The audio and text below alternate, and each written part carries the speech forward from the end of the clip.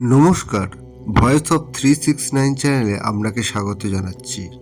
বিষ্ণু পুরাণে রাজা জড়ভরতের কাহিনী থেকে জেনে নেব পরের জন্মে আমাদের জন্য কি অপেক্ষা করছে। হিন্দু ধর্মে মৃত্যুকেই জীবনের শেষ বলে মনে করা হয় না, কারণ হিন্দু ধর্মে মনে করেন মৃত্যুতে আমাদের শরীরের অন্ত হলেও আত্মা চিরকালীন। জন্ম ও মৃত্যুর মধ্যে চক্রাকারে আবর্তিত হতে থাকে আত্মা। জীর্ণ বস্ত্র ছেড়ে আমরা যেমন নতুন বস্ত্র পরি, তেমন এক শরীর ছেড়ে অন্য শরীরে প্রবেশ করে আত্মা। বিষ্ণু পুরাণ, গীতা, অন্য শাস্ত্রে এমনই তা উল্লেখ করা আছে। তবে আত্মার লক্ষ্য জন্ম ও মৃত্যুর এই চক্রে আটকে পড়ে এক শরীর থেকে অন্য শরীরে আবর্তিত হওয়া নয়। আত্মার লক্ষ্য হলো পরার্থ বা মুক্তি লাভ করা, কারণ একমাত্র মুক্তি লাভ করলেই আত্মা পরমাত্মার সঙ্গে মিলিত হতে পারে। পরমাত্মার সঙ্গে মিলিত হওয়ার লক্ষ্যেই আত্মা একের পর এক শরীর ধারণ করতে থাকে, কিন্তু কামনা বাসনার শিকলে আটকে পড়ে বারবার জন্ম নিতে বাধ্য হয় সে। বিষ্ণু পুরাণে পাওয়া যায় রাজা জড়ভরতের কাহিনী। তিনি ছিলেন এক মহান সন্ন্যাসী সম রাজা।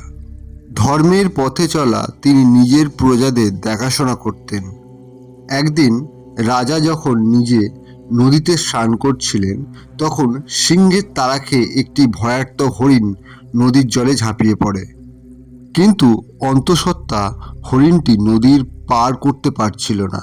নদীর জলেই একটি শাবকের জন্ম দিয়ে মৃত্যু হয় তার। মা হারা সদ্যজাত হরিণ শাবকটিকে দেখে রাজা মনে দয়া হয়। তিনি সেটিকে রাজপ্রাসাদেও নিয়ে আসেন।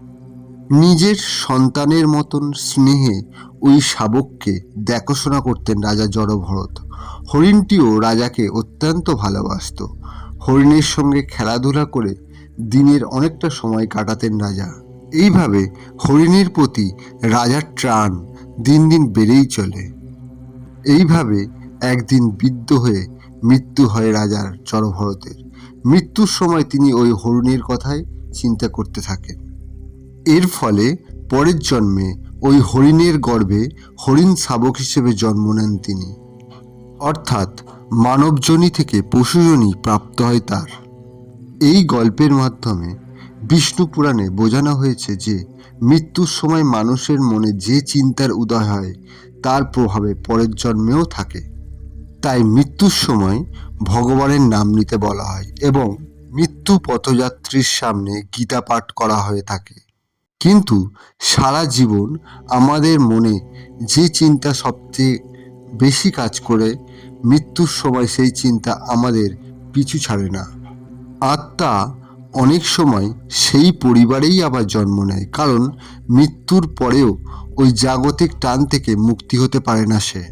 গরুড় পুরাণেও বলা হয়েছে, সারা জীবন আপনি যে কাজ করবেন, পরের জন্মে সেই কাজের ফল ভোগ করবেন।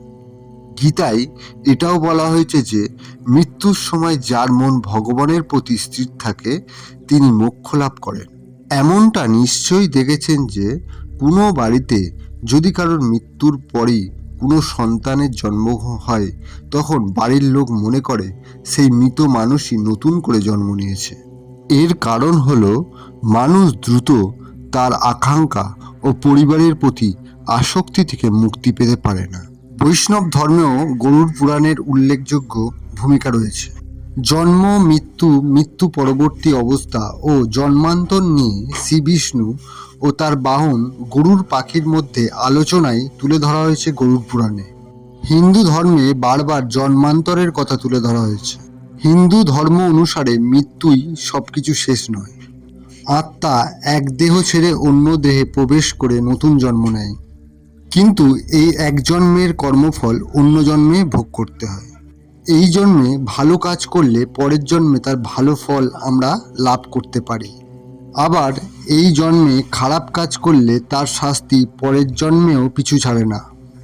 তাই গরুড় পুরাণ অনুসারে পরের জন্মে আমাদের ভাগ্যে কি আছে তা এই জন্মে অনেকটা আন্দাজ করা যায়। জেনে নিন পরের জন্মে রহস্য কিভাবে ব্যাখ্যা করা হয়েছে গরুড় পুরাণে।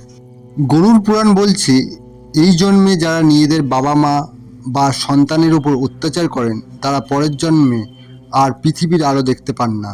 জন্ম নেওয়ার আগেই গর্ভেই তাদের মৃত্যু হয়।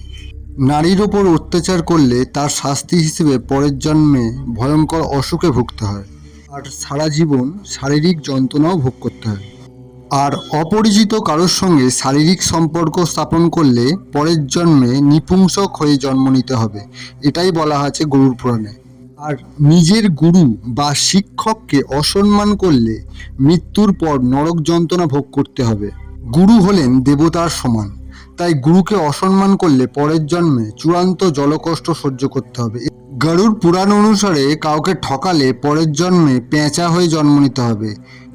এই জন্মে কারোর বিরুদ্ধে মিথ্যা সাক্ষ্য দিলে পরের জন্মে দৃষ্টিহীন হয়ে জন্মাতে হবে। আর যারা পেশাগতভাবে খুন, ডাকাতি, চোরা শিকারির মতো কাজে যুক্ত, তাদের পরের জন্মে ছাগল হয়ে জন্মাতে হবে এবং কসাইয়ের হাতে প্রাণও দিতে হবে। আর কোনো মহিলাকে হত্যা করলে বা মহিলার গর্ভপাত করলে সেই ব্যক্তিকে মৃত্যুর পর নরক যন্ত্রণা ভোগ করতে হবে এবং পরের জন্মে চণ্ডাল যোনিতে জন্ম নিতে হবে। মৃত্যুর আগে একজন মানুষ কি কি সংকেত পান তা নিয়েও এখানে আলোচনা করা হয়েছে। মৃত্যুর আগে মানুষ নিজের নাক দেখতে পান না, আর মৃত্যু কাছে এগিয়ে এলে মানুষ জলে তেলে নিজের ছায়াও দেখতে পান না। সেই কারণে বলা হয়ে থাকে যে মৃত্যুর সময় আমাদের নিজেদের ছায়াও আমাদের সঙ্গে থাকে না। প্রতিটি মানুষের হাতে বিভিন্ন রেখা থাকে। হস্তরেখা শাস্ত্র অনুসারে হাতের এই রেখাগুলো দেখে আমাদের ভাগ্য কি আছে তা বলা যেতে পারে। গরুড় পুরাণে বলা হয়েছে যে মৃত্যুর আগে হাতের পাতায় এই রেখাগুলো হালকা হয়ে যায়, এমনকি অনেকের হাত থেকে রেখাগুলো পুরোপুরি মুছেও যায়। মৃত্যুর কয়েকদিন আগে থেকে মানুষ স্বপ্নে নানা রকম অদ্ভুত জিনিস দেখতে শুরু করে, যেমন প্রদীপ নিভে যাওয়া। মৃত্যুর আগে প্রয়াত পূর্বপুরুষদেরও অনেকে দেখতে পান। নিজের আশেপাশে একজন মৃত্যু পথযাত্রী এমন কাউকে অনুভব করতে পারেন যাদের আর কেউ দেখতে পান না। প্রয়াত আত্মাদের সেই সময় দেখতে পান তিনি। ওই প্রয়াত পূর্বপুরুষরা নিজেদের উত্তরপুরুষকে মৃত্যু পরবর্তী দুনিয়ায় স্বাগত জানাতে আসেন।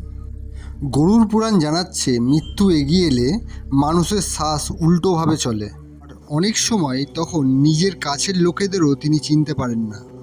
তখন যমদূতেরা এমনভাবে তাকে চারিদিক থেকে ঘিরে ধরে যে তখন আশেপাশে থাকা অন্য কাউকে দেখতে পান না মৃত্যু পথযাত্রী ওই ব্যক্তি। ভিডিওটা শেষ করছি এখানে। যদি ভালো লাগে লাইক করবেন এবং কমেন্ট করবেন। ধন্যবাদ।